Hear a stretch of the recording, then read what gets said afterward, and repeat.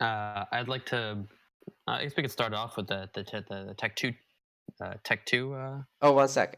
For time. the Okay. YouTube viewers, just to clarify what's going on here again, because this is where I'm gonna cut it. So what we're doing here is a balance talk show. We've got Metaloid here as well as TheWall, and our topic for today is gonna be the Halo Waypoint post about balance priorities. So it's you can go to Waypoint, just search for balance priorities 2.0, and you'll be seeing a massive thread with lots of replies. It's containing balance changes that are proposed to the devs, sorted by priority, and this is all high-level feedback pretty much that people more or less agree on. And now we're going to sift through this, starting with Metaloid and TheWall, to see what would happen if some of these changes wouldn't happen.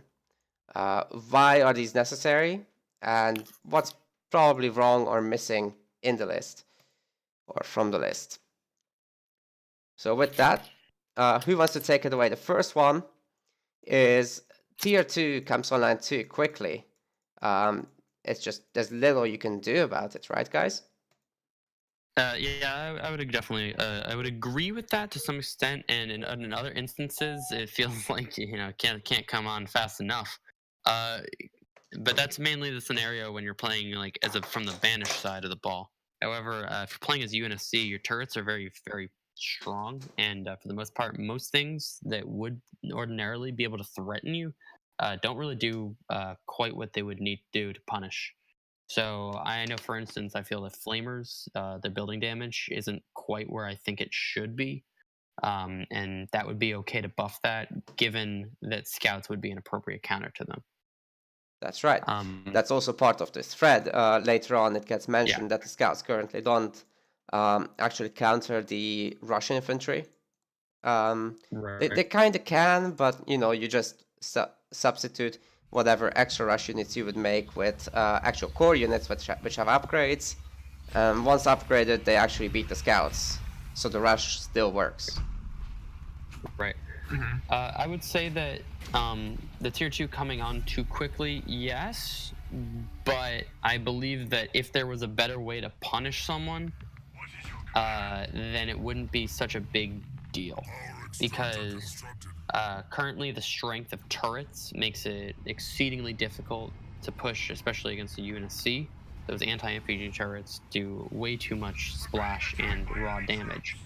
That by the time you have a sizable force to do enough building damage, they're either turrets are when they have quite a few turrets either upgraded or their Tech 2 is already out and they're building the Tech 2 units to stop you. That's right. Like the time it takes to mass a big enough flamer army that would actually mean something. You're already pumping out hogs. It's completely useless. I would also like to mention that one flamer and one hog has more building damage than one flamer. And Yeah, that and just right now they're equal it's pops, kind of so wrong. that's kind of like, Yeah, why would you use yeah. I flamers mean, past tier 1? yeah, exactly. Mhm. Okay. Now, some of the proposed solutions that I've noticed that you put down were maybe taking it longer to upgrade the Tech 2, on the research time, reducing power crate gather, and adding extra time to upgrading generators. Yep. Uh, and I understand that there should probably be some way to slow down getting Tech 2. However, my concern is that when you nerf power income, you also nerf builds and strategies that revolve around power income. So, for instance, counter units would even see even less use in my view without any adjustments to the costs of those. Mm-hmm. Mhm. So, Yeah, income-wise, go for it. I definitely wouldn't like to go down. But you're right that if we do something like reducing the income from the crates, that could affect the actual power income in tier 1, and then you'd see less stuff like suicide grunts, less stuff like snipers, all that stuff. Well, each crate of power is 50, right? And then a cylinder is what, 200? A Yeah. cylinder is 150. 150. So what if you made like a cylinder like 120 and each crate like 30 or something? Well, if you do that, then you also have the issue of by picking up power. Say you pick all that up. Even if you pick it up and have good crate gathering, you're going to be that much slower to upgrading your first generator, and that's gonna for every 10 seconds or so that you don't have that generator upgraded, you're missing out on a potential 10 over the 1/6, so 180, right? So you're missing out on a potential 30 power. And that can go a long way and as the game keeps going, because especially like with those generators, it's very important to be able to upgrade your generator ASAP. Because that's why like the generator first gives more power, and the generator third gives more supplies. The generator second is generally considered a bad opener because there's so much lag time between when you get your generator up and when you can actually pay for the upgrade on it. Yeah, that's right. Basically, you're just not getting any benefits. Yeah. And I think that doing something like that would greatly diminish your ability to even play any sort of power style on Tech 1. For instance, if I played Yap Yap and I were going Generator 3rd, Ray Camp 4th, and 5th, and I wanted to build like Brute Riders or something, or grunts and some methane wagons, I would definitely struggle to get that generator upgraded in time to be able to afford to even build any of those. Yeah, I do think that these income nerfs for power should, generally speaking, be kept to a minimum. Like, these are components that can be used to slow down tier 2, but it shouldn't be done at a cost to others. So what's the way to go with it then? Like, it's gonna sound rough, but I think that potentially adjusting the amount of power required to get to Tech 2 could be a better way to do it. That's scary. Than adjusting the income rates. But what about the income people rates- who do not go fast Tech 2? The people that don't go fast Tech 2, they would have more. They'd have more time to push on someone that tries to go fast Tech 2. And the downside to doing something like that, like what I'm saying, is increasing the power cost of Tech 2, is that as the game goes on and you're macroing up, upgrading your bases will be more expensive. But by making it built into the cost of Tech 2, it would you'd be able to leave the power incomes unchanged, while specifically targeting just the fact that Tech 2 comes out a little too quick. Would you say that scouting someone after you get something like shrapnel mines or grenades or cloaked grunts is a bit too late for this? How do you mean? As in, you want the tier 1 player to push on the tier 2 player, right? Right. What if they open core infantry, but the other guy is going fast tech? What happens there? Grunts don't have the DPS to really hurt a base. Like, you need like full pop grunts to really threaten someone. Yes. Well, So the tier 1's I would say- gameplay is different here. If you have shrapnel mines, you can do some decent damage to a base. However, if there's like 2 turrets or a turret and an upgraded turret, then the number that you need goes up significantly. I think that you can scout and then reactively get the shrapnel mines upgrade and still be able to do decently well. Okay, so here's the same question a bit differently. I'm going shrapnel mines grunts, right? And I'm going after all the nodes, and I just got shrapnel mines in case you're going like scouts. Just as a general buffer to my grunts, or it's even not bad against some heroes. But I'm basically going a blind build. Does fast tech 2 count to me now?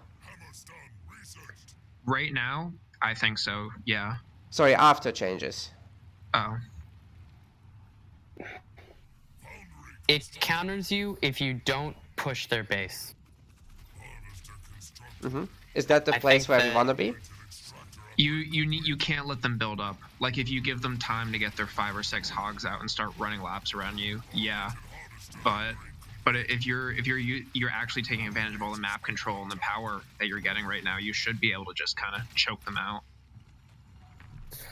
you should be able to, if you, in the current state of the game, say there's no changes that go through right now.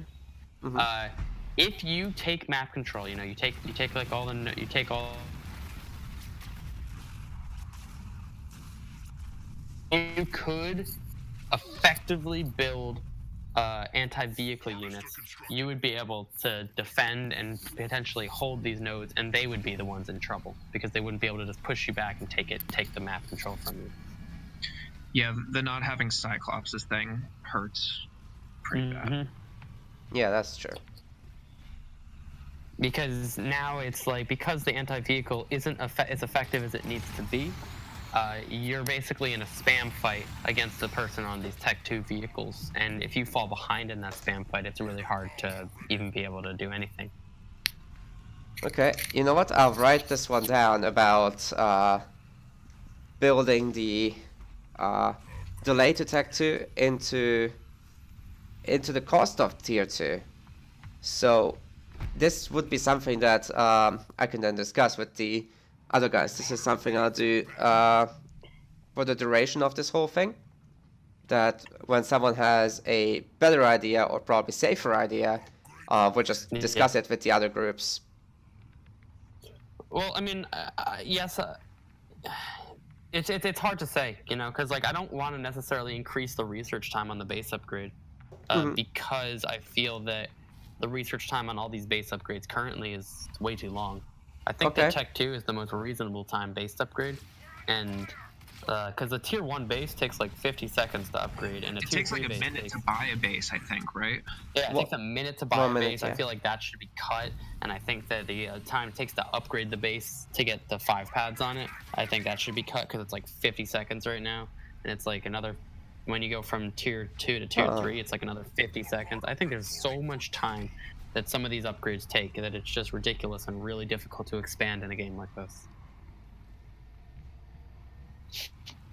Okay. I'll also make a point of that. I do agree that it's very difficult to expand. It takes a long time, and you very often are not gonna see something like Fast Expo. Stuff like, you know, Season 3 Atriox. You would go and make some choppers and then double expand behind it with fortifications. That's right. Yeah. I think fortification should be returned to its former glory, but it should only be a 1-point power. What if it was like 1 point, but 75% of as good as it was? I think, to be honest, every time we suggest something like reduce the amount of points this leader power has, is very unlikely to happen because a lot of changes need to happen to make it work, including expensive things like translations. Yeah. Okay. Yeah, Johnson's digging in should be 1 point, but you know. Yeah. Beggars can't. I think we can make both of these work. Yeah, no, I think we can make both of these work with numbers. Would be nice. Yeah, Moosey makes a good point. The nerf to the node income makes it that not foregoing power node income isn't as big a deal as it used to be. It went from like 2 to 1.5, right? Yes. I don't know it on per second. It was 180 a minute to 120. Sorry. I think when I did all the income stuff. No, sorry. My bad. It was 120 to 120 to 90 is what it was. Okay. Yeah, it was like 75% on the change. Mm-hmm. Do you think that change helped make the hog meta? Because losing those nodes for the first 45 seconds to a minute really didn't matter? No, I think the main issue is just that the cost and build time changes to anti-vehicle units really hurt your ability to produce them, especially with less gens. Because currently now, for me to build my anti-vehicle units, which...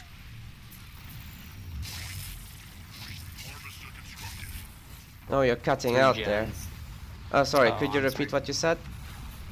Yeah, with the anti-vehicle units, with the cost changes, you know, the balance changes to them aside, the cost changes and build time changes means that I need at least 3 gens before I can really start building these units. Yeah. Right. Like, if you have 1 node and 2 gens, you can kinda double pump them, but it's gonna cost you everything you've got. in terms of power. And then expanding is not an option at that point. You would Or need to have an upgrading. expansion. Yeah, you need to have an expansion comfortably established, in which you can't buy it because their Tech 2 units will be able to just go and kill it if you buy it before Tech 2, because your Tech 2 units won't come out in time. And then by having that expansion up, then you'd have to, after that, a minute of the expansion building, you would need to go for a generator on it almost instantly, so that you can have the power income to build the units. Yeah. So I definitely feel like it makes the game much more about spamming these core units and just throwing them at your opponent, and they won't be able to effectively deal with things just because of the amount of costs that you have to incur to get the production up to do what you need to do. What do you guys think about that? Any ones game that I've been playing has pretty much just been hogs versus hogs or hogs versus marauders with like some support units. So I would agree with you on that. Except for maybe RB, who actually can pull off like other types because of the phantoms, but Bill Johnson makes mantises, but you know, like those are Tech 2 vehicles, so you know. Yeah, same thing. Oddly enough, the mantis, if you're playing Johnson on Johnson, which you know, can't handle that. It gets really hot and heavy sometimes. You can actually go Cyclops. You can actually go Cyclops. Oh, the Mech Overdrive. Yeah, the Mech Overdrive. Mech Overdrive and EMP, exactly. And the Cyclops actually does roughly what it's supposed to do against a Mantis. Yeah, at least they can't ram you, right? Can't ram, right? Yeah, they can't just ram you and kite you because they're not faster than you. Right. The thing that kills a Cyclops is that you can ram it down to like red bar. Well, if you have enough hogs, sure.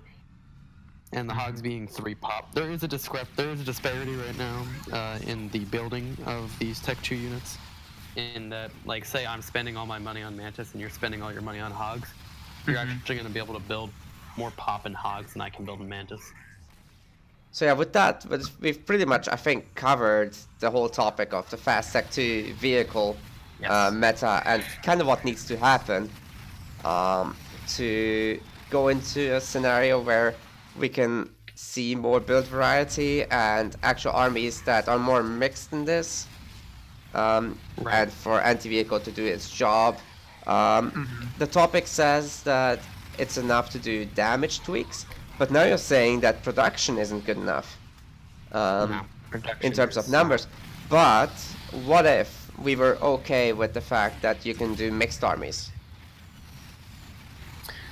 It would make it better for mixed armies. However, you wouldn't be able to play mixed armies in the way that you were thinking right now. I'm sure you're thinking maybe make some hogs, maybe some hogs Cyclops with it or something, or that sort Not of thing. necessarily that, but because the mobility in that case is not so good. But let's say you do something like a Kodiak group to siege up, and then you'd have Nightingale, Cyclops, And something Marines. like that. And Marines. Well, the issue I'm having with that is that you're stretched so thin on. First of all, you got building slots to account for, but upgrades don't exactly synergize in that respect. Yeah, they don't. That's true.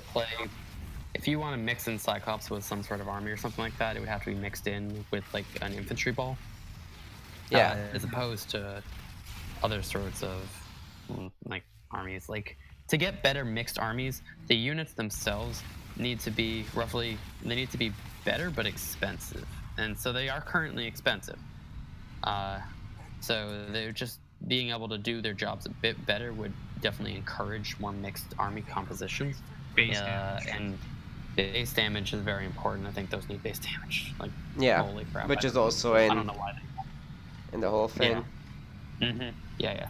I think Hornets, they need to do, like, Hornets and Banshee, like, the air needs to do better against the Tech 2 vehicles, because they just they don't do the damage they need to do. They obviously, anti-air needs to not also get wrecked in that equation, but the vehicles themselves, the air needs to do better against those vehicles. The Cyclops needs to do better against the hogs, and then I think you could start seeing some more like mixed compositions. Like, maybe I'll make some Hornets to help me, because the Hornets are also nice and mobile, and they can synergize well with maybe some Cyclops that I was making.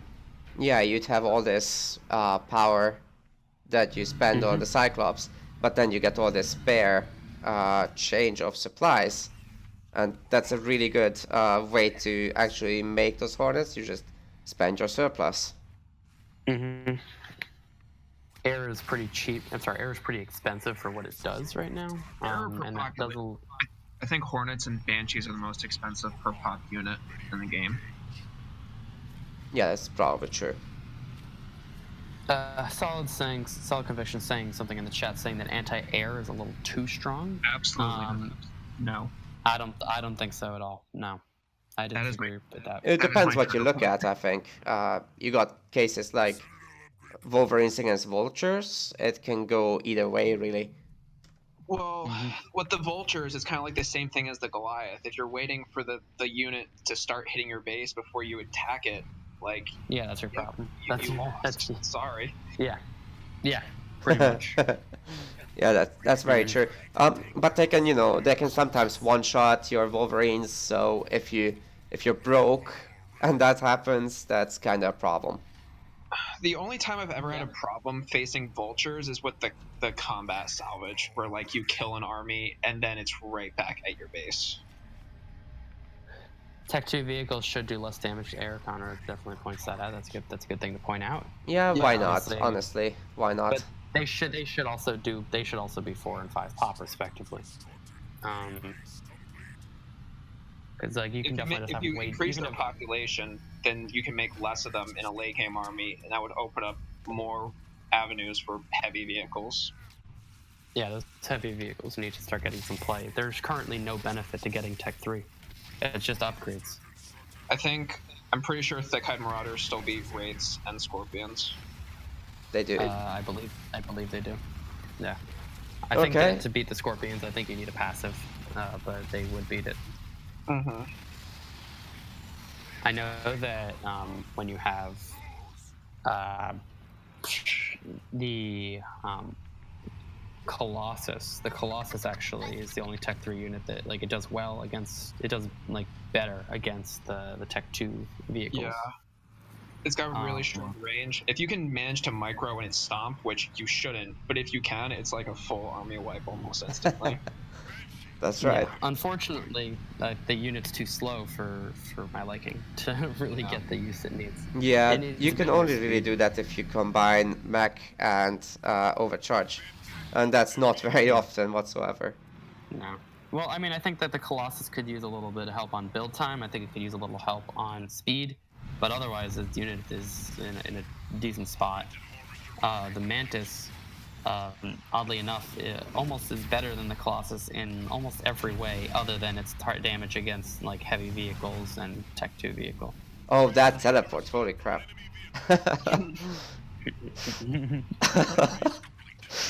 Anyway, yes. So Marauder beating tier 3 vehicles, the tanks. Oh my god! Hold on? Did you just see all those Marauders just erased by the Cataclysm? Wait a second, No. You'll see. You'll see. It's pretty good. It's a good teleport. Yeah, it's definitely what you do to counter. Is he Colony or is he Decimus? Oh, He's Decimus. Yeah. Okay. Cool. So what we have right now is Tech 2 vehicles beating air, which seems pretty balanced to me. Don't know about you guys. Done. Oh, Kappa. High fives. Yep. I mean, obviously, there's some other things at play here, but yeah, for the most part, pretty balanced. Yeah. When you have a lot of Tech 2 vehicles, i.e. hogs that are currently 3 pop, you can have so many hogs and then just mix in a couple Wolverines, and it's really hard for the air to do anything because it's just too much HP to target through. Yeah. And it's very easy to just sprinkle in a bunch of Wolverines and then you kill them before they get any significant number that could do anything to you. So I think the population change is just absolutely necessary. And then it's for the same reason the tier 3 vehicles can sometimes struggle against something like a lot of Thickhide Marauders, because they are just so close in actual HP and damage pool at full pop because of the pop efficiency. I don't see a huge reason to make Wraiths. No, I don't make Wraiths. I've tried to play it with Colony and the vehicle symbiotes, and even then, like I haven't seen anything that I can't do with Marauders better. Yeah, exactly. Yeah, pretty much. When you have combat repair and the vehicle symbiotes, then I guess it's kind of not too bad.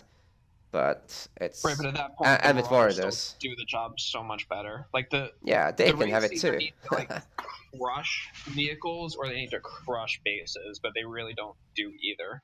I'd say if you're going to compare them to the Thick-Eyed Marauders without any of these passives or buffs, then they're fine.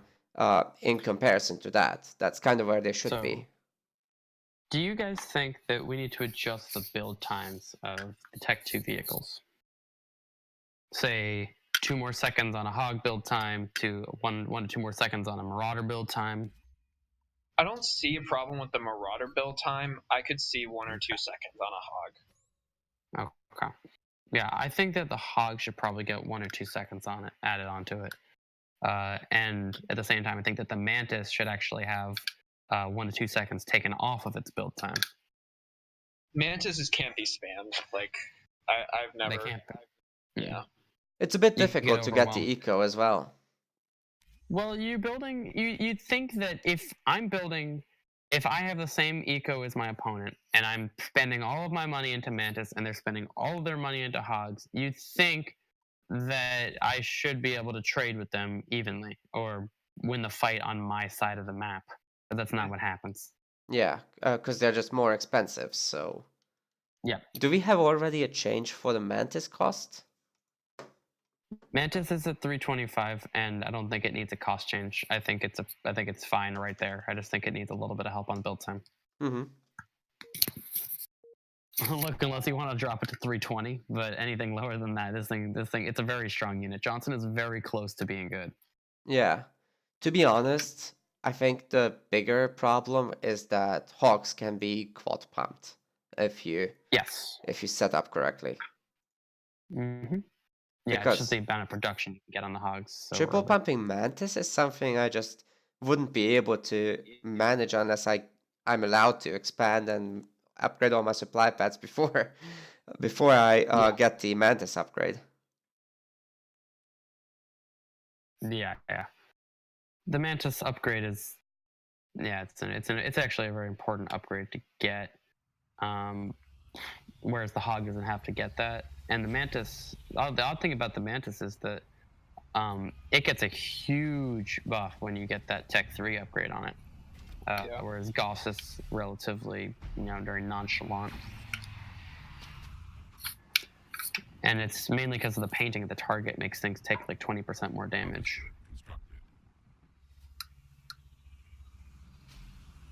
So what do you guys think currently about? I mean, I've been playing a lot of Johnson, so let's try to steer this a bit away from just specifically Johnson, because look, I love Johnson as much as the next guy, but yeah, I think the core of this particular issue, is that you can quad pump Hogs rather than the ability to not quite double pump Mantis forever.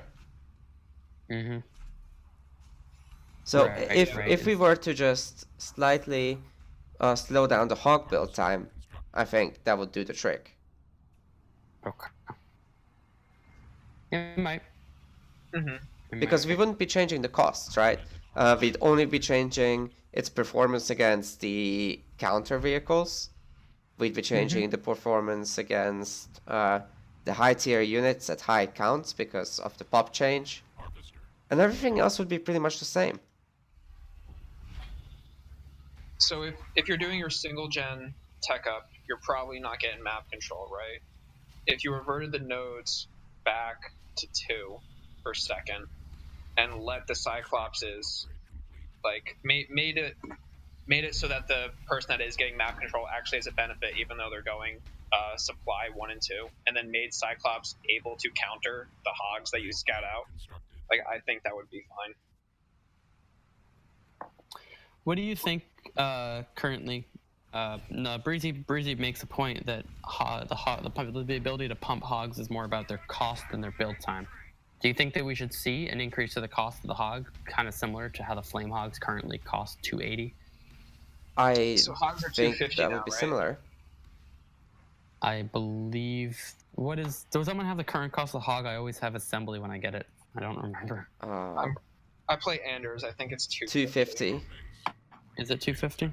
Yeah. Yeah. Okay. Yeah. I can see it. I mean, if you're gonna make it a 4-pop unit, which I think we're doing in this situation, I can see it as like a 280 unit, 280 cost. Mm-hmm. So like the flame hog. Right, but let's not compare it to the flame hog, because the flame hog is Yeah. a negligible unit. Yeah, that's true. I'm not sure if they really need a difference in cost. It doesn't really make too much sense to me. I think the time hurts it more than the cost. I think that they should cost more, but it shouldn't be excessive. I felt like also the flame hog should get a little bit of help because it should do better against buildings and infantry, and it doesn't. Yeah, that's actually one on the list. Mm-hmm. Doesn't agree with upping the cost to 280. Do you think 280 is too expensive for hog, or do you think that that's the right value? I think for as efficient as they are, as like, I think 280 would be fine. Like hogs run the show right now, so. Right. That's true. Although we would provide tools to counter it. Right. That's the idea here. In this situation, have we delayed Tech 2 at all? Or are we Yes, so saying my theory is if you delay Tech 2 enough, you can show up with a tier 1 infantry army that will just poop on all hogs coming out of the base. Yeah. Okay. What do you say for leaders that don't have that don't have AIE, either grunts or shopper mines in it? Yeah, For so example, Shippy Shipmaster? and Arby. What happens to Arbor's those? leader. Arbor's leader. Yeah, covers- Arbor's leader covers the could ground. be fine But the against that. honor guard isn't quite the same thing. No, he's not. I think Shippy is a guy who has to go Tech 2 Yeah. and Yeah. play with counter units. Let's bring up the let's talk about scouts for a little bit while we're still on Tech 1. Oh, that's right, actually. Scouts are trading pretty good. If you can get there as the hogs are coming out and building up in numbers. And you Well, can do ramps. So if the choppers do. scouts are good, ghosts in this Choppers case. do great against hogs. I've been underwhelmed with jackrabbits. Jackrabbit. I think that the main problem with the scout is just that they cost more than the core infantry. They cost significantly more than the unit that counters it. Yeah. And on top of that, they cost almost the same as the core vehicle. Exactly. They cost about the same as the core vehicle. They build and they take more build time. They pick up supplies at the exact same rate as your core infantry. If you're even a C, that's 12 seconds for 50 supplies. Mm-hmm. And so the benefit of building a scout that you would send to their side of the map to scout their base instead of picking up money is a damper on your economy. Yeah. Yeah. I've countered flamer pushes by getting. These are flamer pushes of about maybe 15, maybe even 20 flamers. I don't know. So about it just seems like a blob of flamer to me with rabbits. But I need to get at least like 8 rabbits out, and even then it still takes a while to clean that up. My 8 rabbits cost significantly more than those flamers. Yeah, that was gonna be the next big topic, actually. The whole scout situation, obviously, is we're requesting massive changes to that. So, -10 to all the costs, which would be making it way easier to mass them. And then the ability to obviously kill the rush units way faster should be helping a lot in that scenario. But what about the fact that Splash? no, They do not do splash. They used to do splash. I felt that they never should have lost it, but that's a topic for another time. I feel that the ability of scouts to counter these rush units would be very, very useful. But my concern with we should lower the cost on them. My concern is that we buff them to the point where they start beating the core infantry.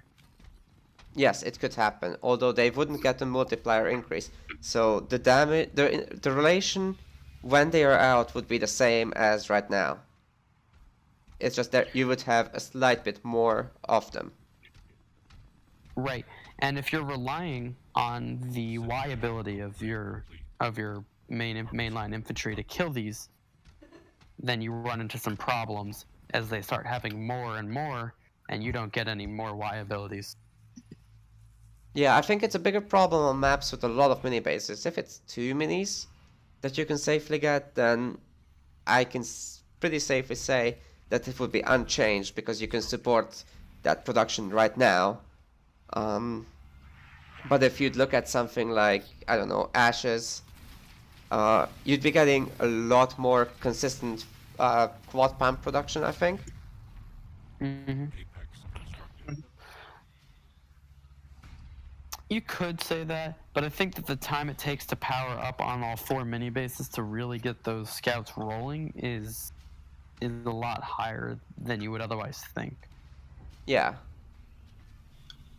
Yeah, although it will be less with the change. Right. I think with also delaying tier 2, they just have a much bigger window of opportunity here, although it does depend on how we are actually changing tier 2. Mm-hmm. That would also, yeah. So it's What's the upgrade cost for scouts? Is it 450 for Jackrabbits? I think it's 450. Yeah, That's- all Is of it them. worth it? That's 350, very I expensive. think, no? It is. Yeah, it is expensive. Oh yeah, it You is said- 450, yeah. Did you say worthless or worth it? I don't think it's worth it. I don't think it's worth it either. I think it's way too expensive for what it does. Yeah. So is marine grenades too expensive at 400? A little bit? Marine grenades do what they need to do, though, and I still find myself getting them, and oftentimes I'll even get up to combat tech if I'm playing as someone like Jerome. Yeah. It's just, I don't think it's too expensive that I wouldn't get it, because I think that it's still a reasonable upgrade to have. They're very But, good for killing leaders, which is good. Right.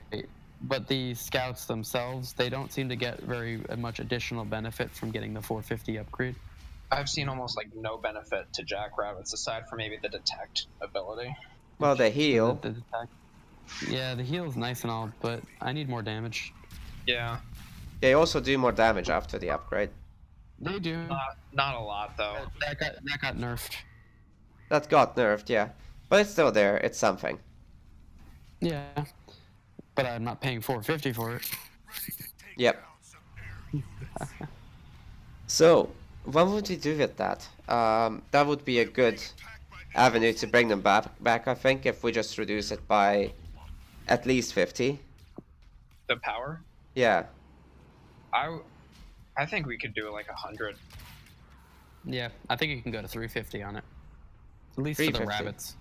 Okay. Yeah. Because currently scouts don't do any building damage. I take forever to get these scouts up to counter the rush infantry, and it takes too long to clean that up. And then once I do clean it up, I can't do anything. There's nothing I can go do. They do negligible building damage, which is fine. Like I'm happy we're not in a Jackrabbit match. But they should clean the other stuff much better, considering they do nothing else. Right.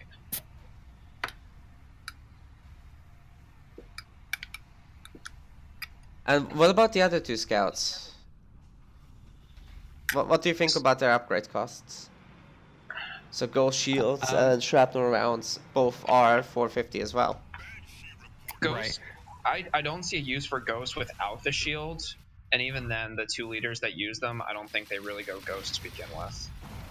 It's currently with the state of scouts, it's much more efficient to build just mainline infantry because your money pickup and your ability to get nodes is so much better.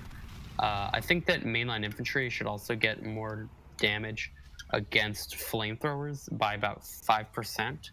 Grunts. Grunts tickle flamethrowers. Grunts do nothing to flamethrowers. It's comical. So if I was playing ship, which I played a fair bit of ship, and I'm trying to counter someone that's double spamming flamers at me, I would make grunts and suicide grunts, but I would have to mix in some mix in some ghosts here and there. And even then, it's just a really uphill battle. Yeah, but that would be definitely different because of the massive change to their multiplier. Yes, Assuming if scout it's done, but if it's not done, this is very important to keep bringing up. The rush units, backed up with some core units, beat scouts if the core units are in a sufficient number. Right. So I've been making mixed armies, and I think that having the help of that slight damage buff of 5% towards the rush units for the grunts specifically would be very beneficial, because it would let me make some grunts and then mix in some scout and some potentially some suicide grunt without completely breaking the bank. Because if I'm just making pure scout, that's exceedingly expensive. That should get cheaper. But scout suicide grunt is also a very fragile composition. Yeah. One of the fun strats I occasionally do is to run around with scouts and then suddenly switch into the building killers infantry. People would, just go core infantry and try to counter it. But then you surprise them and wreck their base. It's kind of funny. By the time you get the rush infantry out to potentially try to do anything, they're going to be on Tech 2 comfortably and have exactly. This was that was the next thing I was going to say. This happened before the generator first meta started. It would be cool if you could do stuff like that again, I think. You could do it with maybe enforcers or maybe Goliaths, just because Goliaths punch so hard. But you would just rush. I can't even see like Gempack Roots making it to the base because they're just so awkward. Well, I mean, the best option for you would just be to just spam nothing but scouts, but just rush for the leader point to get the unit drop, as opposed to actually building them.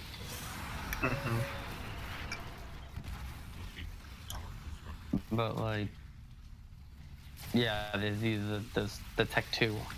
I think that it's gonna sound unpopular, I guess, to say this, but it's true. Is that the scouts seem to perform a bit too well against the Tech 2 vehicles themselves.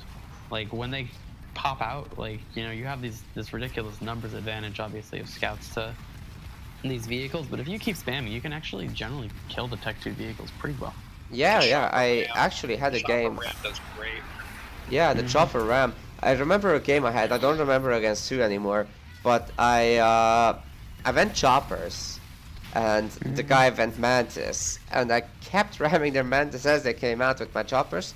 They couldn't build up.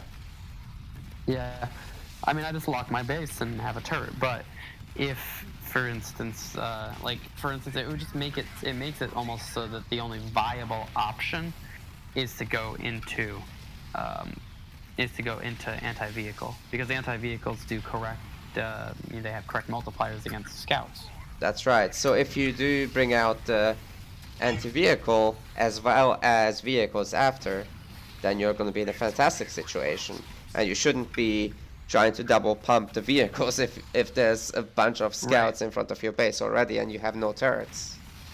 But the way I see the game is that when I get Tech 2, I should be equally likely to pick between barracks, garage, and airpad. And I shouldn't be funneled down a particular route every single game. Absolutely not, no.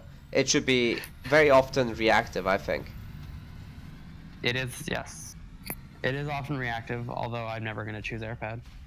Yeah, at least in the current there's state. no reason to. Why would you do it? Right now, I wouldn't at all. Except if it's a team game and one player is designated you're going air. In ones, I would never touch an airpad except for engineers or nightingales.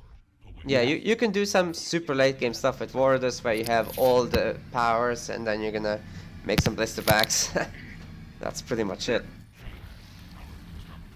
Yeah. All right. So one thing that got brought up is that Yap has. You said Yap has no counter to Flamer's cryotroopers. Yeah. And I think that the help to the scouts would remedy that. And I think that in the early game, especially when I make heavy grunts with my methane wagon and I add in the brute riders, I do very well against flamethrowers. Yeah, that's true. I think that's a good composition and it does the job.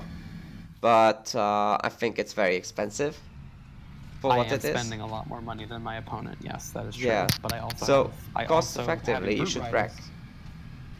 I should wreck, but I kind of trade. I win, but I kind of trade a bit.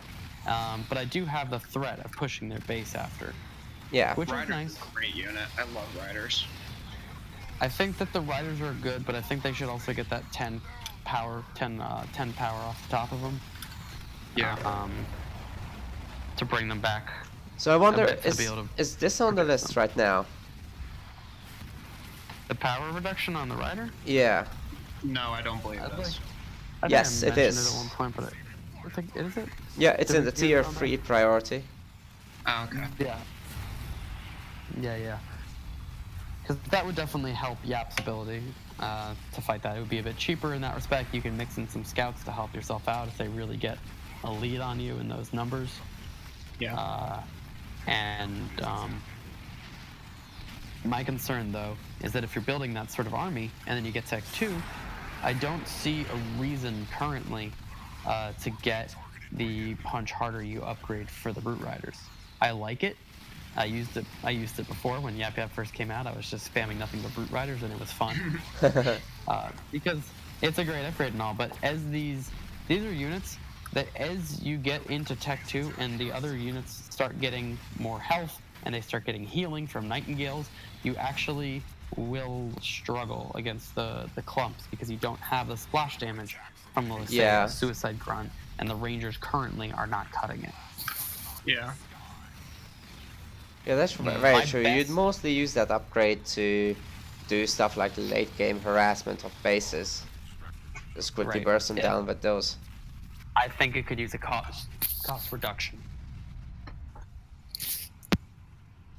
A cost reduction might make me actually go for it, because it is a good upgrade. It does well, but currently, like I said, my best anti-infantry mid game is locusts.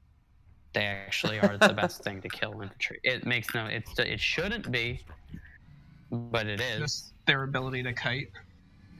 They just do most. No, even if you don't kite, they just do the most damage. Yeah, because you combine them with the fart wagons and then they get buffed. Yeah, it just does the most damage to the mainline and rush infantry. Just very immobile, so some of the leaders are going to be very good against this, of course. You just mix them in, yeah. Yap struggles against a lot of siege in mid game and a lot of like those anti-infantry balls of napalm flamers. Yeah. He sucks against Arena.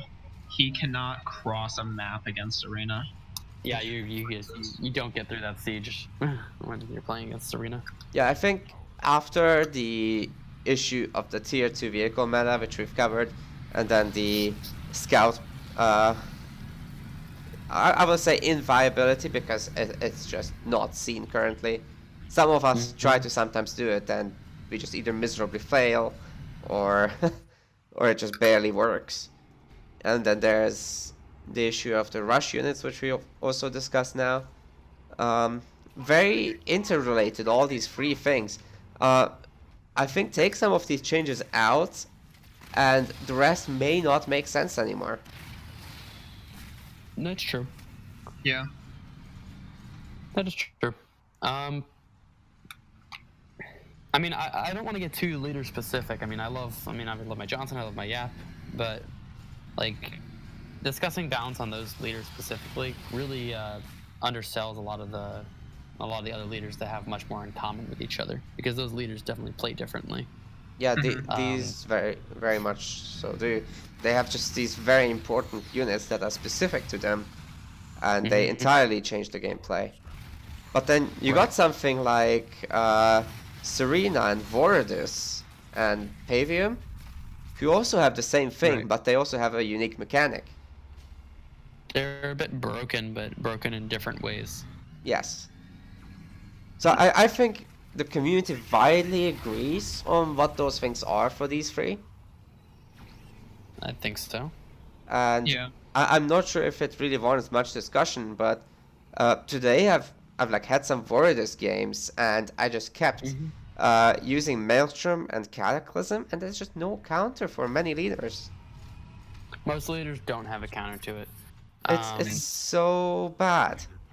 If Yeah. you do Maelstrom and then like archer missiles or something, that's almost a full army wipe if you catch like an air army or something like that, which is also ridiculous. Yeah, comboing powers with Maelstrom is very powerful. As banished, you have the option to teleport out most of the time. Yap can throw a shield dome to protect himself from combo powers in that respect. It's tough to, but you can. The bulwarks from Yap work there. You know, most leaders have some sort, on the banished side, some sort of option to counter it.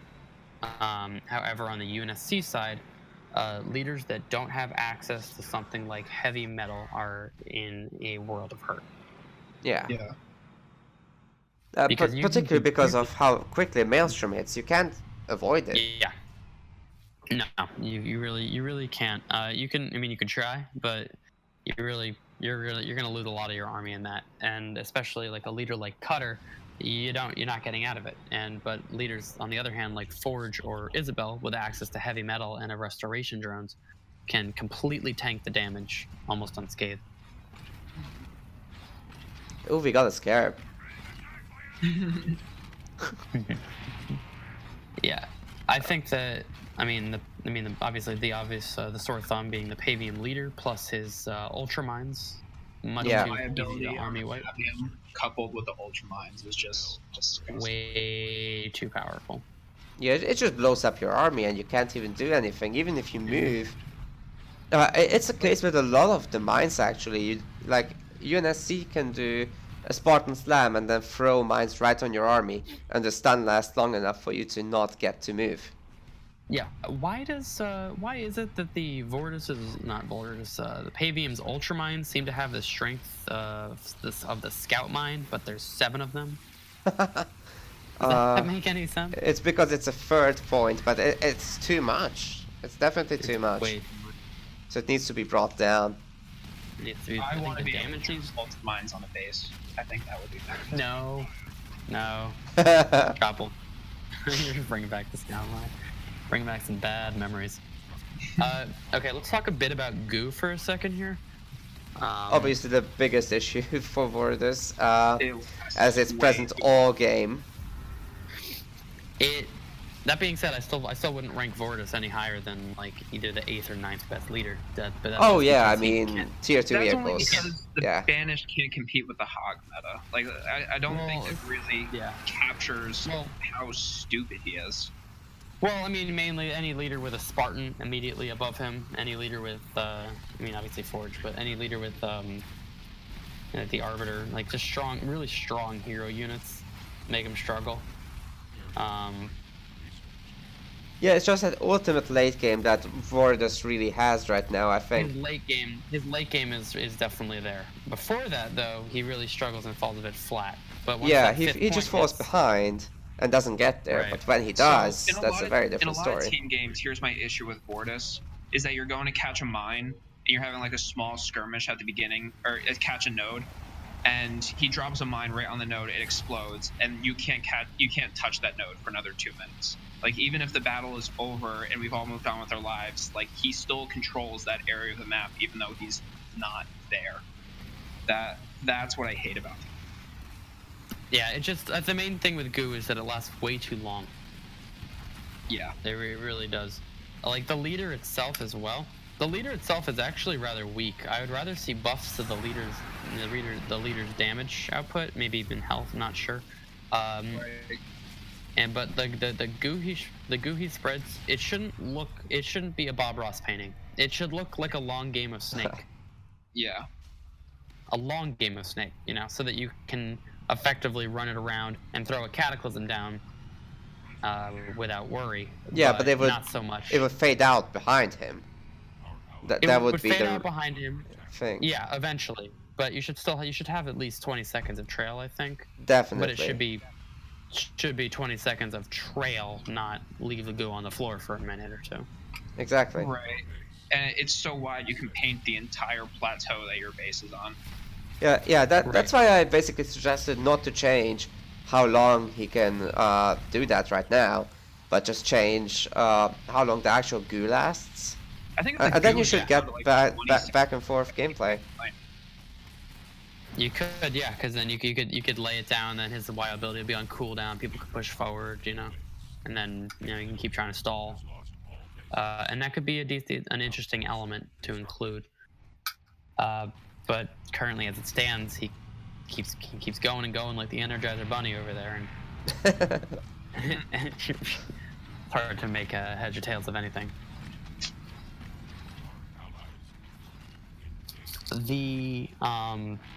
Oh yeah, the best 3v3 strategy, just as a quick notice, Rain of Fire, 3 times, 1 enemy base. Bye bye. Yep. Yeah. That's why that needs to be nerfed. It's not counterable. I've expressed my concerns about Rain of Fire on bases. It just, especially like Asian teams, like you just Rain of Fire their expo. It's like, oh, you have an expo? No, you don't. And it strips like a normal base, right? Or at least almost strips. It's not even about the strip now. It's not about the strip. It's just the raw damage it does to the base itself. Yeah, like you attack one person, and then all 3 of you do that. That person is gone. Not a good look. The goo with infusion tech. How do you feel about damage of the goo? It's more than when we were complaining that he's too strong late game. So the actual increase is around, what was it? I think it was 5% more than it used to be. Well, I was under the impression that it was going to be the goo was nerfed by 15%, and then when you added infusion tech, and now it gets 13% better. So but you're still back left 2% lower than the original goo value. Actually, it's above. That was my understanding. Because of, I don't know why. It must be because of some weapon types, I think, like multipliers.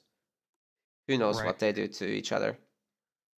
Yeah, Rock Generation points out that Rain of Fire should cost a lot more and have a much longer cooldown, and I agree.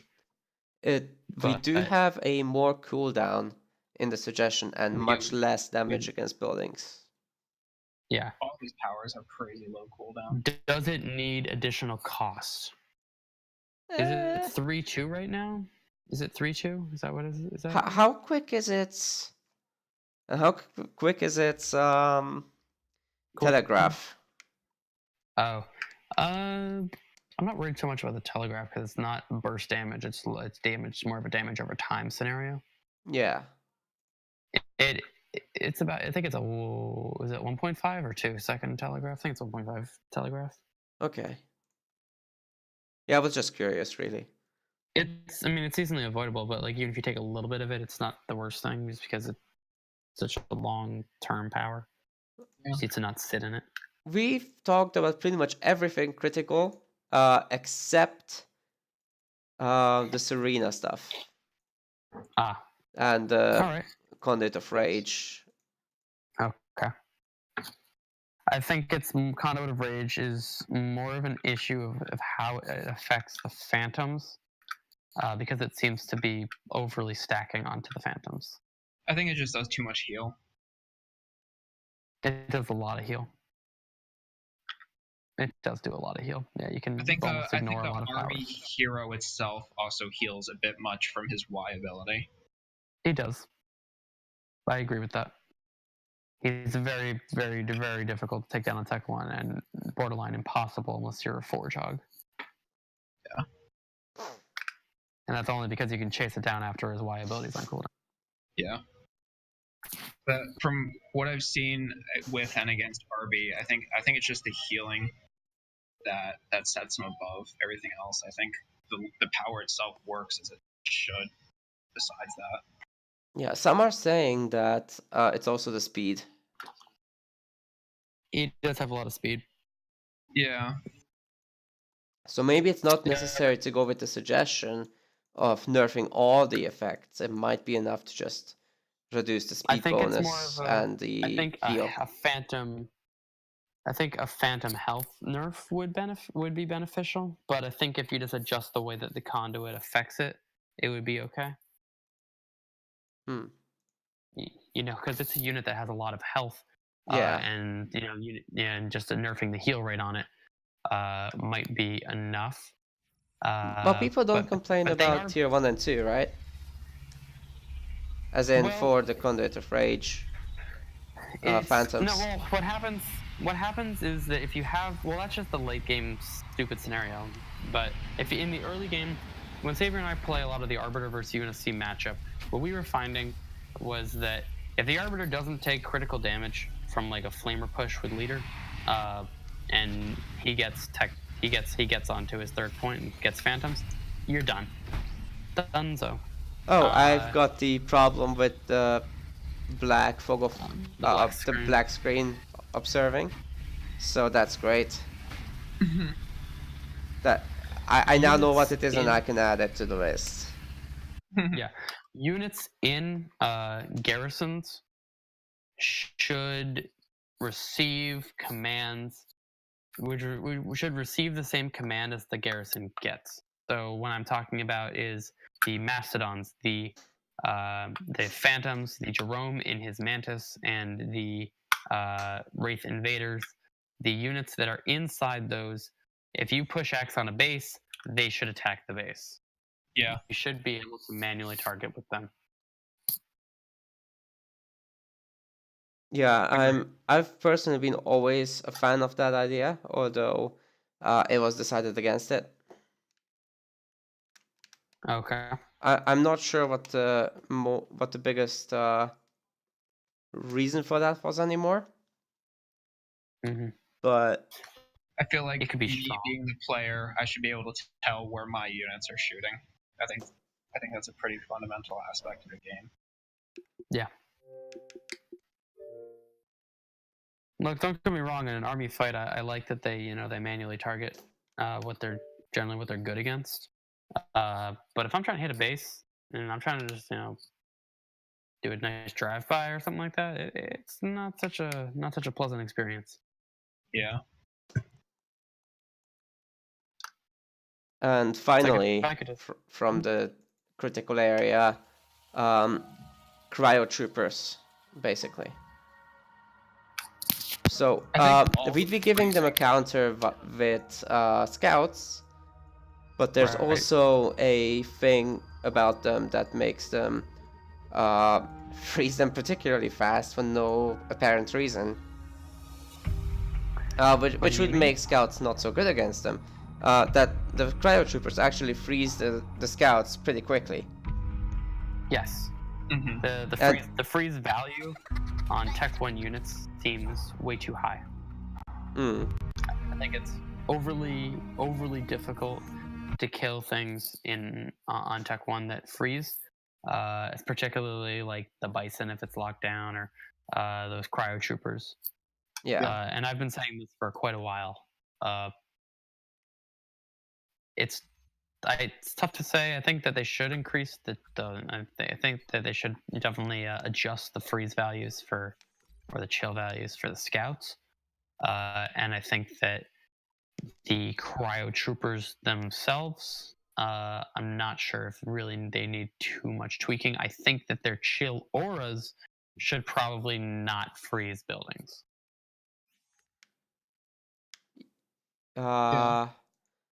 Potentially. I'm not sure if that's the biggest problem of them. I think that they freeze their counters so easy. That's I think the biggest part of it. But that they freeze buildings when they get there, that's also pretty serious, I guess. Well, I don't mind that they shoot the buildings. I just think that their aura slow shouldn't stack on top of them shooting the buildings. Because currently I can just split them around a base and pretty much freeze a base without any effort or units, really. Yeah.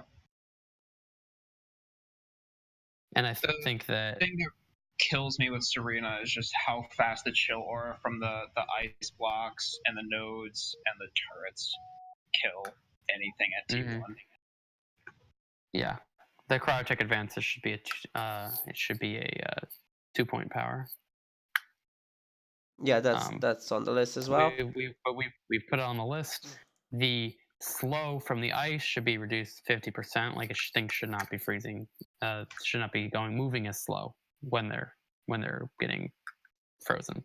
Yeah, so you'd be able to pull back better, get out of those areas, and get back in when you actually aren't at risk of dying. Right. And also, I guess I'm going to start leading into the siege category, but the Kodiaks from Serena and the siege turrets, there is an impact slow, I've noticed, that makes the unit move even slower than when it's just being frozen. So when the shell lands to spread all the good freezy goodness on the enemy units, the enemy units will actually slow down even more from the impact. Oh wow! Rather than just the slow. So it sounds like the slow has a duration and it stacks. If someone shot you in the face with an ice cannon, wouldn't you flinch? When you flinch, yeah. No, it just makes it so that advancing armies basically don't move. Yeah. And yeah, I've actually seen this myself. It's kind of weird. It's like there is an impact effect of ice. Yeah. Mm-hmm. And that shouldn't be there. Yeah, because the weapon itself does it, and then there's an overtime thing that happens. Yes. So wait, which one are you saying shouldn't be there? I think the impact slow, the one that when it hits the target itself. Like I don't mind it getting like slowed, like regular ice slow. Mm-hmm. But there's an additional slow on top of that, and when the shell hits. I think I know what it is. I think it's just that the weapon slow on the specific Serena Kodiak has a very high slow. That's it. It's probably higher than the slow, the ice itself, and that's what's going on. Exactly. So we just say that slow should be less. Yeah. Siege in general is a bit too strong right now. Mainly the Kodiak. I mean, the Kodiak and siege turrets on the UNSC side. On the Banished side, the Blisterback is either underwhelming or where it should be. I would say it's underwhelming. But the do Kodiaks and siege turrets do the same damage?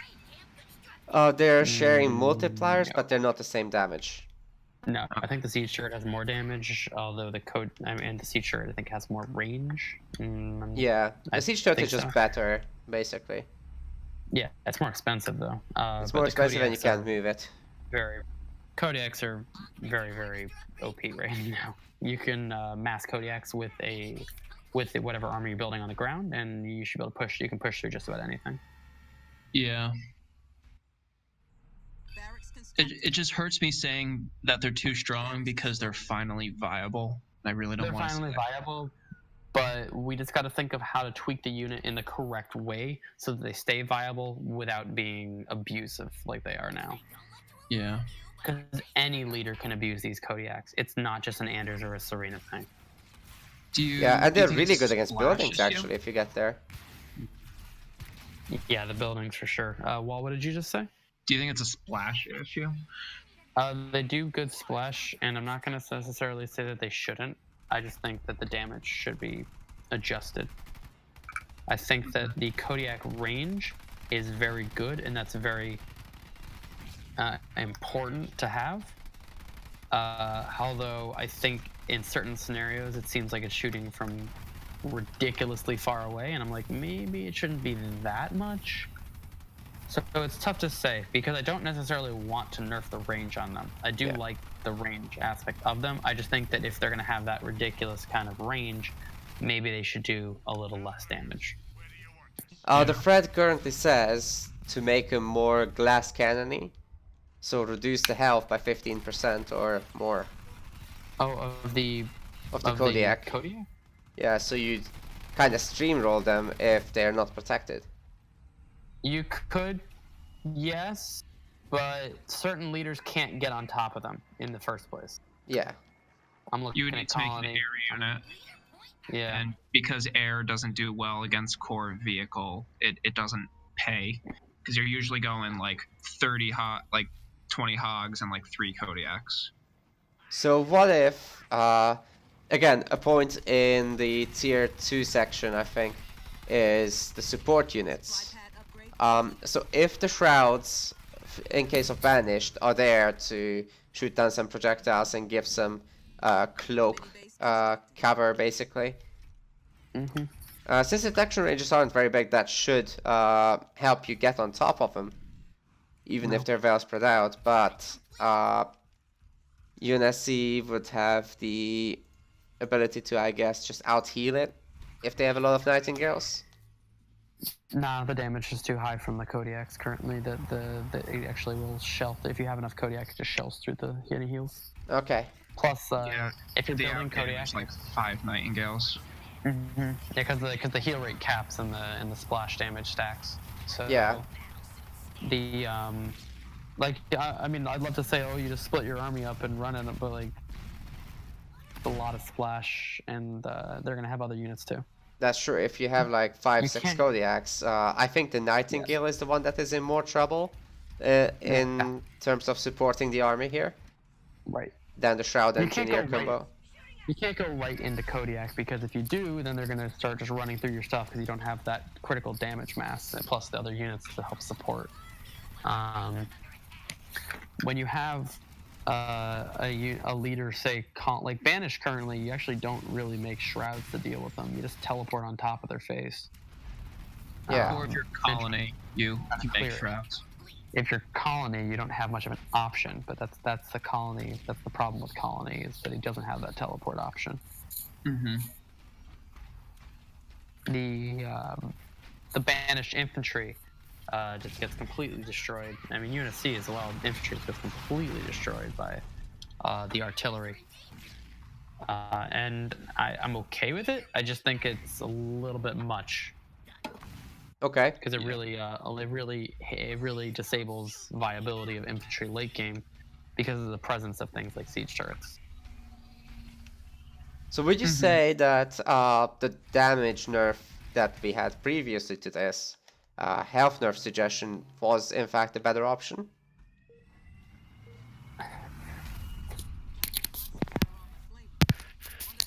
I think that a health nerf is a good option.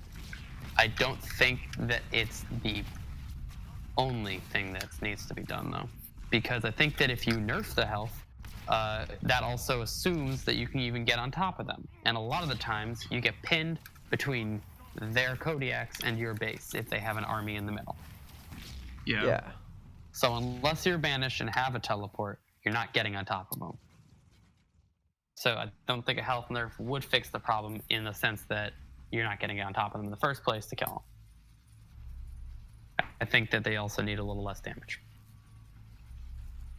Or less splash intensity. Like they can only do like point damage. Oh, maybe they could have splash damage. Drop. Like they down? tried to do with the Forge Hog that first Yeah. time. Yeah, Naka, what was it with the Forge Hog? The 300% buff that was supposed to have a... That was a good one. Naka, was that you? Yeah. That was a good one, yeah. Yeah, there were a lot of changes and it just got forgotten, really.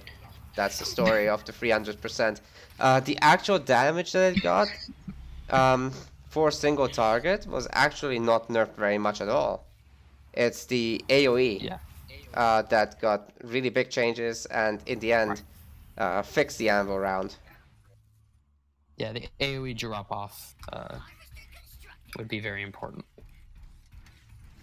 So maybe we don't need to nerf Kodiak damage itself, but maybe the drop-off on the AoE? Is that reasonable? I like that. But I think they also need the health nerf, because if you do get on top of them, you should be able to clean them a little faster than you do. Yeah, they're artillery. They shouldn't be putting up any fight at close range. Mm-hmm. I would say one thing I've noticed is that I know that it currently, I'm not sure if this is something to do with the Hunter multiplier or if it's the Kodiak itself, but it now takes, when I shoot a Kodiak, it takes me 15 seconds to kill that Kodiak with my one Hunter. Mm-hmm. It used to take, when the game first came out, it used to take 13 seconds to kill that Kodiak. Yes, so remember when the AV units got reduced against the tier 2 vehicles? Now that included the Kodiak. That included the Kodiak? Okay. So actually, oddly enough, we'll do more damage against them with the tier 2 AV units. Mm-hmm. So, ready for assuming that gets changed for the hog reasons. Yeah, ready? Okay, I got something funny. Yeah? Beam cannon for the hunters puts that time back from 15 seconds back to 13 seconds. Nice. So beam cannon actually isn't a damage buff. It just happens to not be included in whatever damage typing they did. That was. No, it is. It is. It's just a bit different with attack speeds because it's a beam. Okay. Anyway, I still think it's kind of underwhelming. It's very underwhelming, and I think I agree with you on the range increase for the beam cannon. Yeah, that's gonna be very nice actually. Very immobile unit that complements what it is. Did we talk specifically about AV units? Like we talked about hogs, but did we talk about AV units? We didn't exactly address Marauder as much, and oh, you're talking, yeah, anti-vehicle. Sorry. You want to compare the Cyclops to the Hunter? We could do that. So right now the Cyclops loses 1-to-1 to hogs if you can get a ram off on them, and Hunters win like 1.4-to-1 to hogs. Mobility. Yeah. You can't ram a Hunter. That's the big thing that keeps them alive. They have a lot of resistance to it. Yeah, actually they have the same multiplier. So they're the same type and the same damage is done to them, but they just have so much more health. Okay. Yeah. But they're only one more pop, and they're like a little bit more expensive, but the Hunters shrug off the ram, and the Cyclopses just take it. Yeah, the Hunter is the better unit right now. It used to be the Cyclops for the longest time, and then they made all these changes, and then somehow the Hunter ends up on top. Yeah. That being said, the mobility of the Hunters hurts them in moving to try to keep up with such mobile units. Yeah. You can't really micro them because they only shoot in, I think, like 120 degrees, whereas vehicles shoot all the way around. Mm-hmm. Yeah, I mean, you can stutter step it back and forth, but yeah, in terms of trying to keep up, you're going to be hard pressed to do that. You say that the hog wins one-on-one. I didn't find it did. I found that it was red bar, but it was really close, and it shouldn't be that close. It's very close. It's pretty much 1-to-1, yeah. Okay. It could have just been like the way I was microing, but it's a counter unit. I feel like it should be closer to 1.5 or 2-to-1 winning. You could make it win because if you actually run along the right side of the Cyclops at the correct angle, because of the way I think a Cyclops is left-handed. Okay, this is our favorite meme in Omega team. You just need to flank it. That's mine. Yeah. I made that.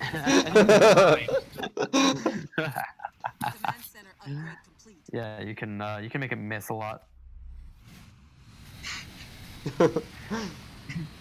I feel Cyclops are very vulnerable to leader powers. Yeah, it's the whole low health thing. That's a health thing, but I don't want to increase the Cyclops health. I think we just got to adjust armor values because I think the armor would do it. They're actually sharing right now. So you're saying we should split them off? What do you mean? The same multipliers are affecting both units. So the only difference is health and damage. There's no other difference, and speed. Those are the three differences between the units. and that one of them is a squad and loses DPS when someone dies, you know. Yeah. I think both units should get more armor. I think a hunter could use a little bit more armor against core vehicle. Then the Cyclops needs a health buff. I don't want to buff. The problem is I don't want to buff the Cyclops health because I know that I want to buff because I want to buff their building damage. And the problem is that the way that the Cyclops currently stack with Nightingale healing would be very abusive if you didn't if you buff that. Yeah, I guess the question is what happens about the tier 3 vehicles if we buff Cyclops health? That would be not so nice, I think. Yeah. You put yourself in a lot of trouble in that way because the Nightingale's healing would definitely be much more effective when you have that larger health pool there. I do think it's very dangerous to talk about Cyclops health buffs. Yeah. I think it needs to be armor and not health because of the way it interacts with Nightingale. Heavy vehicle and core vehicle have different armor types, right? Yes. Yeah. Can you just increase the damage against the core vehicle armor type? Yeah. For who? think- For just the Hunter? Or, sorry, just the Cyclops? Both, but more so the Cyclops. More so the Cyclops. It's a bit complicated, but if they just split the multipliers of each unit into their own, then yeah. I think that the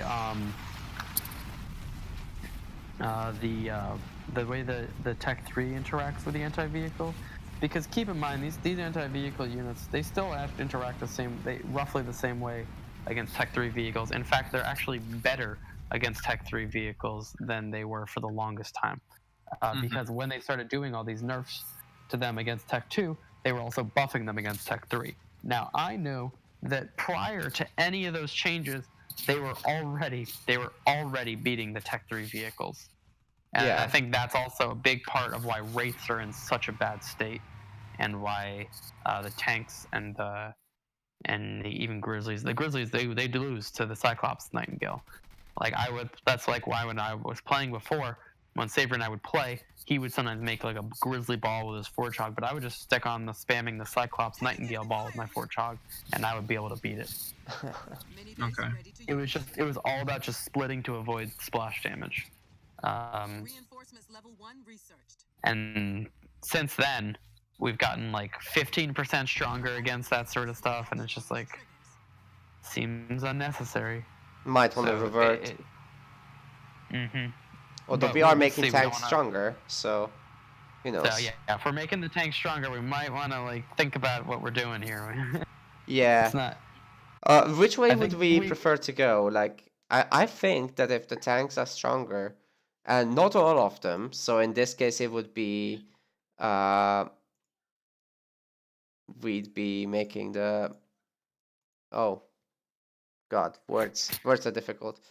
We'd be making the Wraith stronger, and we'd be making the Scorpion have a better ability, basically, again. Well, I don't know if the Scorpion needs more damage itself. I think some scenarios, I think it cleans pretty well. The ability might be nice, but obviously the Isabel scenario is questionable.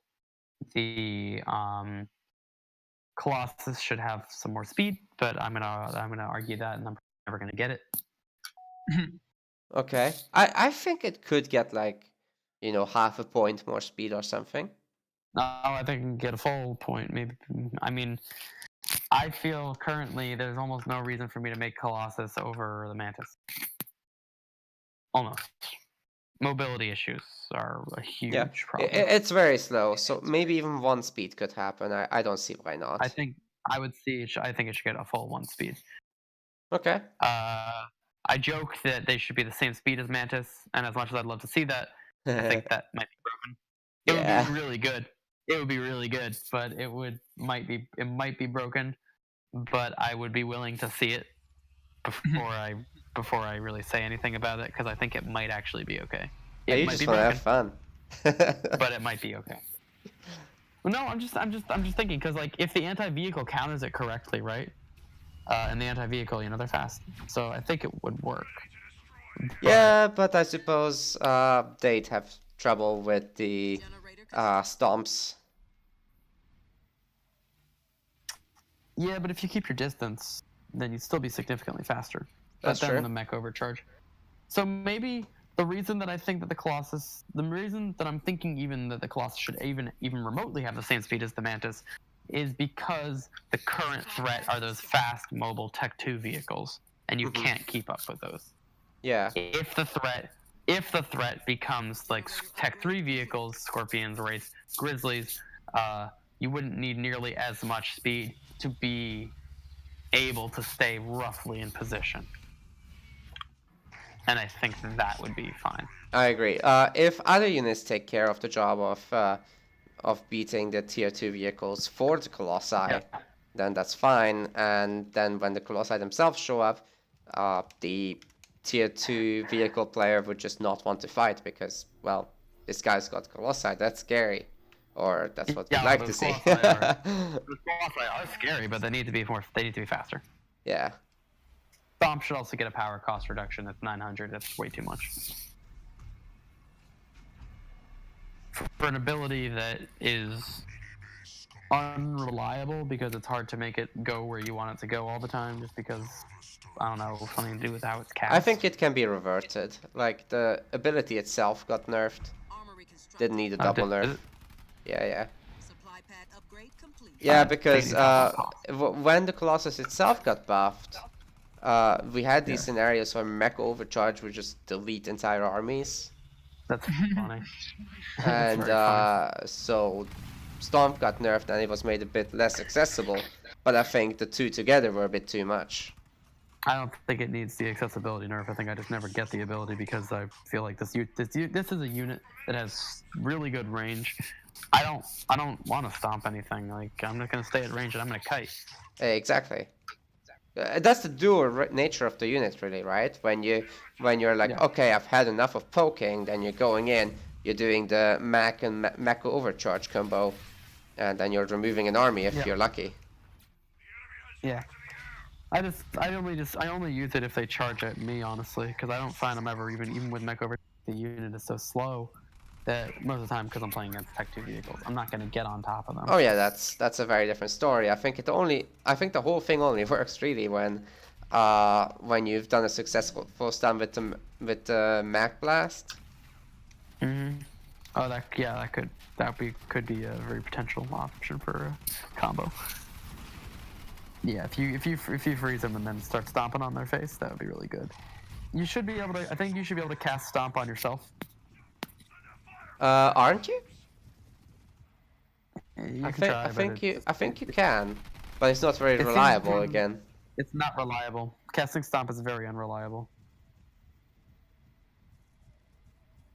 It's probably a good thing to write down for me, right? If we're talking about Y abilities unreliable, are the goblins supposed to have like a delay in between when you click Y and when their hustle goes off? Yes. Okay. Just checking. Yeah, it shouldn't be bulwark, basically. A full skill shot? Okay.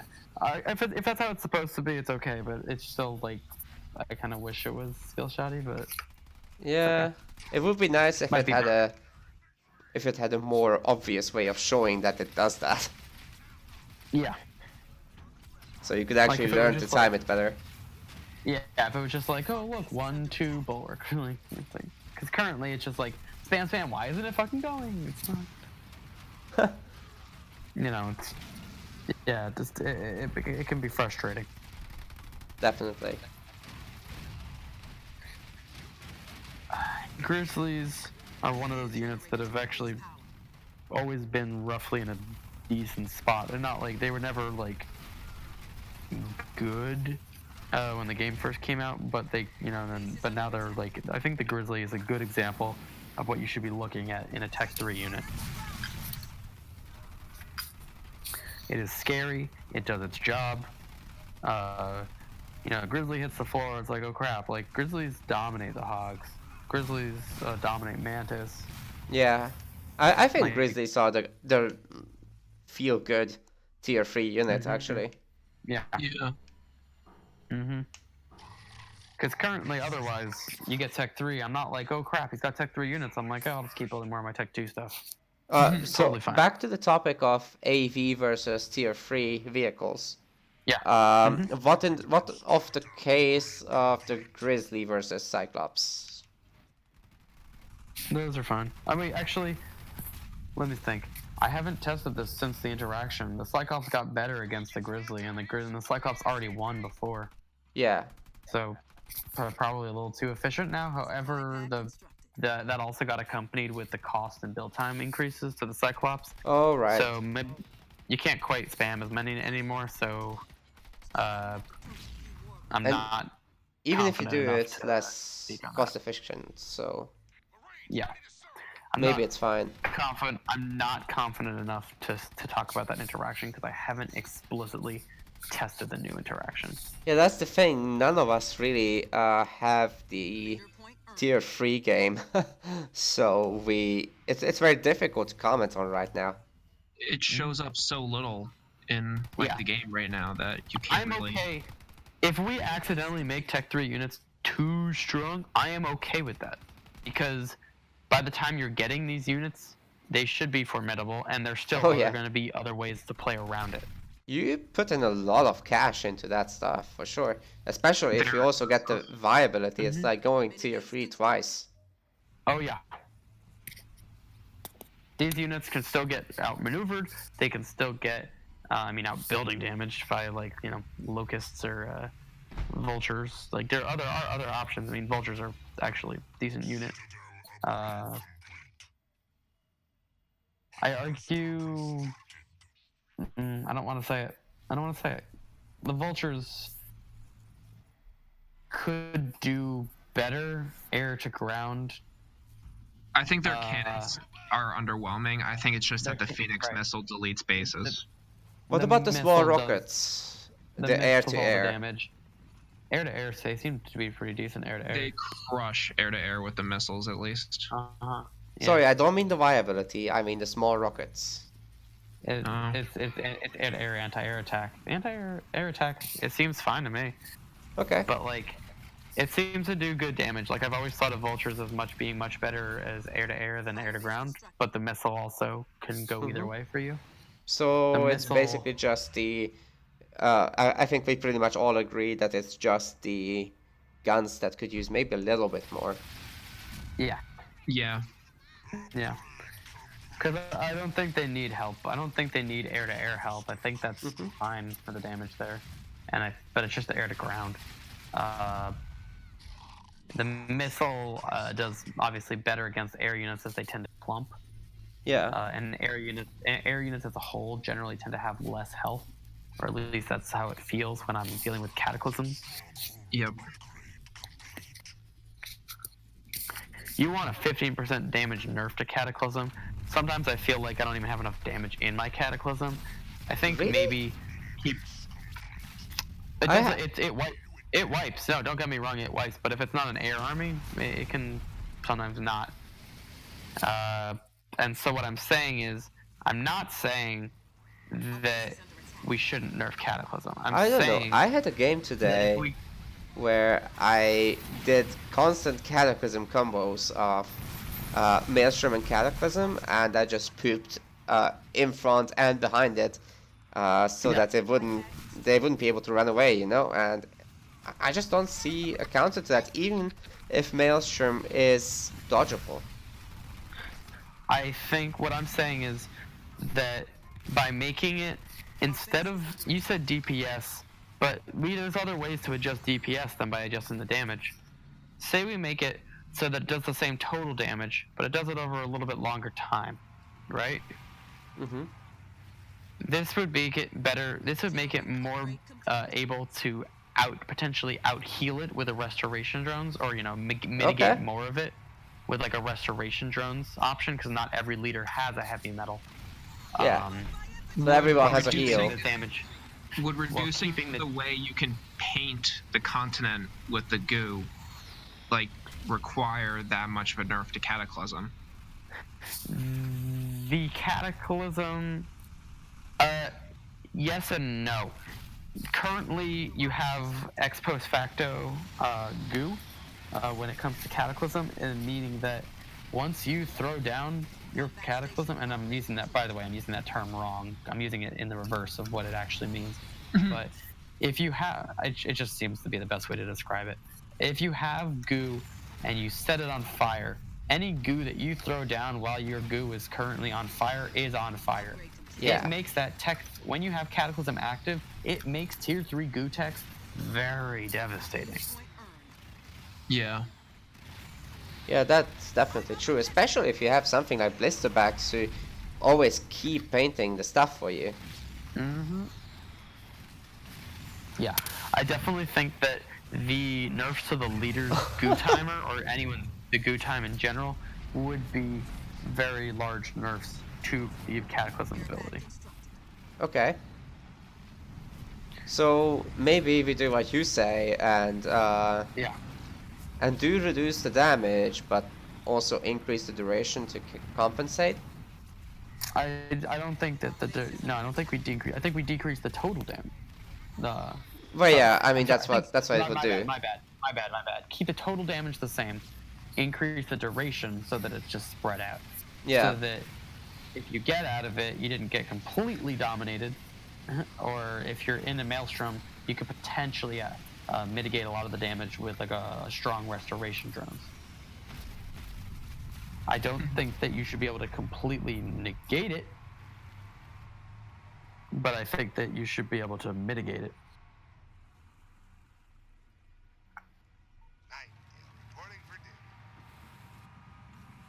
Because this isn't an ability you just drop on somebody's face. No. This is an ability that you have to appropriately set up. Yeah. But obviously, we don't want to make the duration too long because we don't want to, be kind of, sitting there not letting anyone get onto their own base. Yeah, like if we're going 15% either way, then that's fine. Yeah. Like 15% less DPS, 15% more duration would sort of be more healable. Yeah. But you'd be able to get out of the later half of it because Maelstrom would be over. So it wouldn't be so binary. Yeah. I think that the duration change is a better change than just a raw damage. Okay. And we'd probably not be castrating Voridus so much. Who knows if we are? I mean, it's hard to say based on just suggestions, right?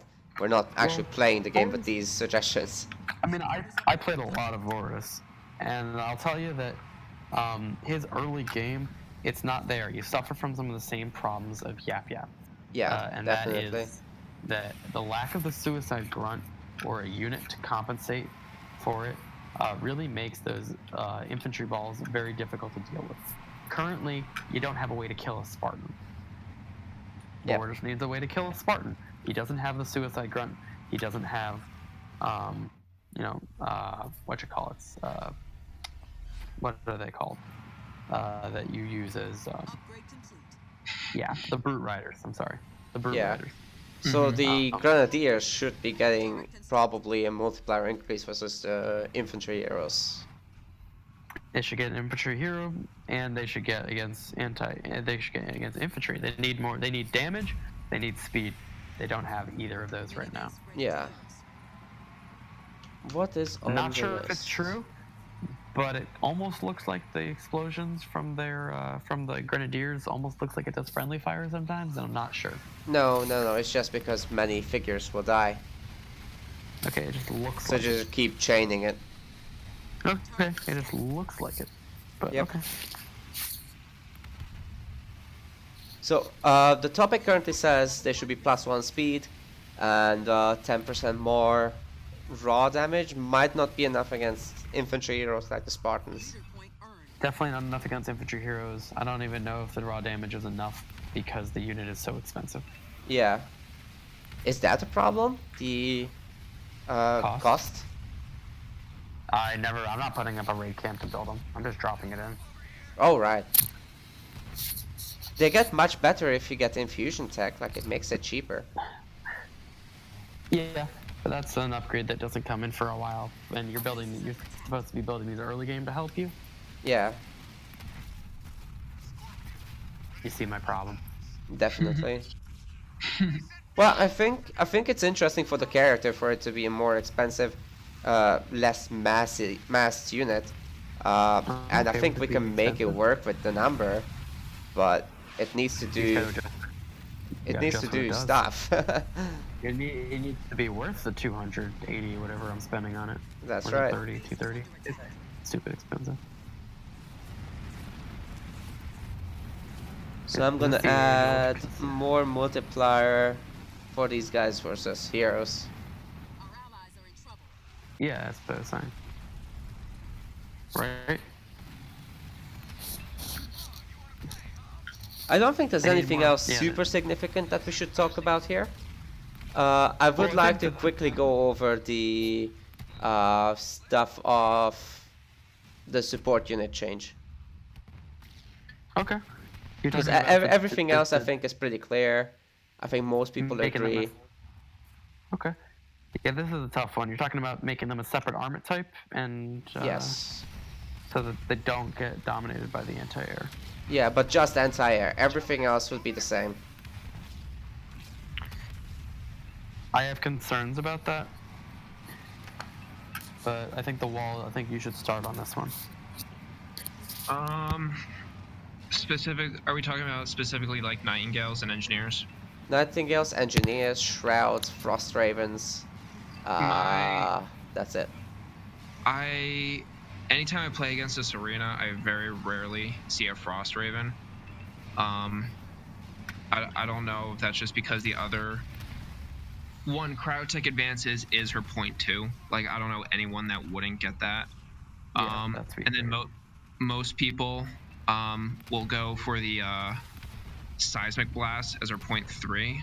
So that would be what you'd be sacrificing to get the Frost Ravens out. They don't really stand up to a lot of firepower. Like, they're not very strong. They just kind of seem underwhelming as they are right now. Yeah, that's a separate point actually on the list. So what if we just looked at all the other things for now?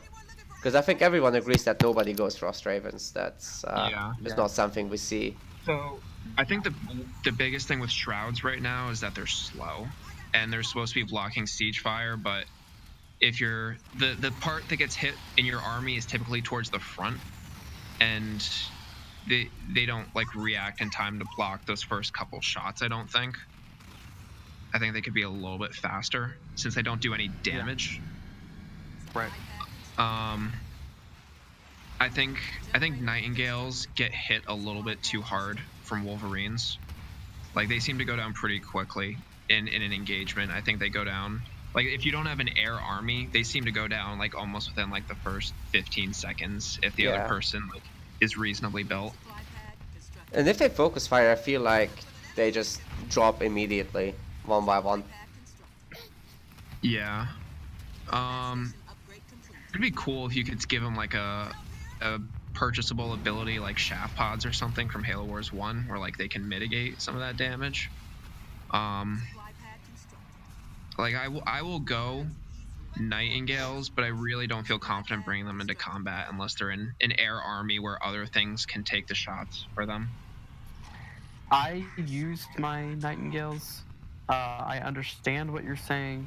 However, I think of a late game scenario in which the Nightingales have their upgrades, and I think that in those cases they can be actually difficult to take down because the way the heal rate stacks with the increases in health. Yes, that is very true. Okay. I think early on they're relatively fragile, and I am okay with that because if, say, someone had an infantry ball with their Nightingales, say they're a combat tech marine and they got like 2 or 3 Nightingales in the mix, and I'm trying to make warthogs to kill them, I would struggle if I couldn't make a wolf or 2 and be able to kill those Nightingales. Mm-hmm. Okay. And by making it much harder to take out those Nightingales, it would make it, I think, unnecessarily difficult to hold some infantry pushes like that. Okay. Okay, so would we say that we should do something like reducing the heal rate of Nightingale or Nightingale? That is something that's easily doable. I think that the heal rate of Nightingale on Nightingale for late game. Keep in mind, this is a late game thing. This is not. But before then, like you can usually get, what you need to do. You usually get what you need out to take them down relatively easily. But just as you keep going, is when it starts to become challenging. Yeah, I think that actually combining the two changes would help keep them in check later game, but early on you'd be able to take them on. Right. Sorry, they would be able to survive some shots. They'd be able to survive some shots, but they wouldn't be as, quite tanky. And then as you go late game, they wouldn't be able to out heal as much, and so they would still drop. And I think that would be a very fine change. Yeah, if you combine the two, it could work. Mm-hmm. And this is just for Nightingales, right? Violently disagree with us. No. They think that they shouldn't be touched at all. Yeah. Okay, why? Because they're fine. Okay. You can't just say they're fine. You gotta talk about this. Generator upgrade complete. So that was the last topic that I wanted to cover with the pair of you, and then we'd be moving on to the next one. And while we wait for an answer from Half-Eaten Carrot, I think you guys could quickly comment on how OP Protector Sentinels are, just for fun. Oh, you're talking about the Ender Sentinels, or the ones that you could just, put on people's bases? The Ender Sentinels. Oh, okay, I understand.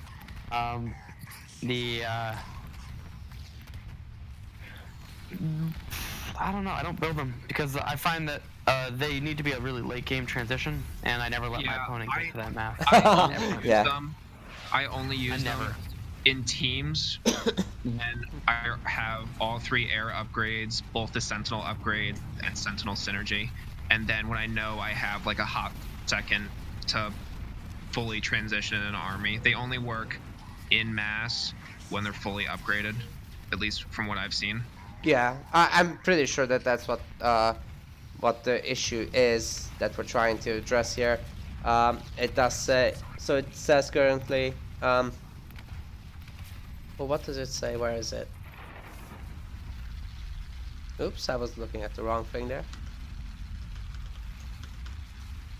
I think you said you make them less population, so they're less oppressive late game, but buff their damage individually, so they actually have a place before the Tech 3 double upgrade. So they'd be 4 pop rather than 3 pop, and they'd be tougher.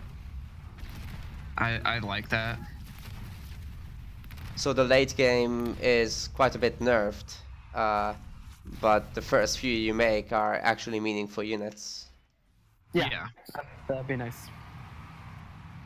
Yeah, okay, I don't see any point to going them before the 25. We got a quick reply there. Hard enough to kill in big numbers. That's what we were talking about, though. So the first bunch you make over your tier 2 army, let's say you make 4, and then there's an equal number of Wolverines, then one Salvo will take out 1, and you just keep repeating until there's no Nightingales left. That's what we're trying to address, and we agree that late game they're hard to take out, so we're saying reduce the healing efficiency of Nightingale. Like the received heal should get a reduction. Right. Yeah. Then they still survive more Wolverine shots, but they wouldn't heal it out so quickly. I like that. Yeah, I like that too. But then you'd also have to make them take less damage from the wolves early to help them out. Yeah. Yes. Yeah. And that'd be fine. Yeah, and they take less damage late, so they need to eat more salvos, but you know, they wouldn't out heal it so crazily, so we'd be kind of back in the same place. Right. for the high numbers, but for the low numbers, they'd survive for a bit longer. Right. And how does this affect engineers, by the way? Are we worried about engineers? Because right now I feel they just go poof. Well, the engineers got the increase to the armor on them, but they wouldn't be affected by the heal rate change, right?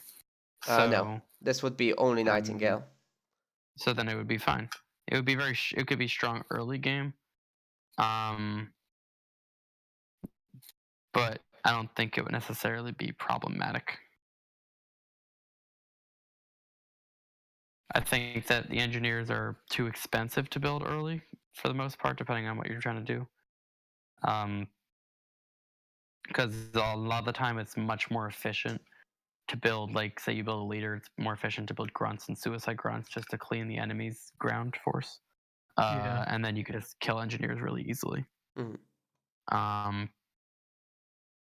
But then you get to the mid game, and then anti-air comes on the floor, and then the engineers get taken out pretty quickly by the volleys. So yeah, I think that would benefit the engineers. It would also benefit the shroud, and the shroud speed would also be nice to see increased. So I think that would be a good spot. So about the cost of engineers, any worries? Are you saying they're too cheap, or you think they're too expensive? You said that they're too expensive. Are you worried with this change still? I don't think too much about the cost of engineers. I don't necessarily build them though, and I think that's a bad sign. If I'm playing Banished, I'm not building my engineers. If I'm playing, hopefully, like if I'm ship, I'm dropping them in. If I'm playing as other leaders, I will build them, but usually I'm building other units, and I'm just relying on abilities. Yeah, I make some Voridus ones sometimes for pooping infusion everywhere, but that's a very different story. Yeah, and well, I don't usually use it to get infusion. I just use it for the heals because I use my leader for the infusion. Yeah. And the when we have the increased not the increase, the what was the change with the engineer? When they changed the health on the engineer to make them more tanky, because before they used to be too tanky for what they were. We see that it's just the relative investment to get first the 200 for the Apex, and then the I don't know what the current cost is, 200 plus power cost. It's just such an investment before it even starts paying off. Yeah.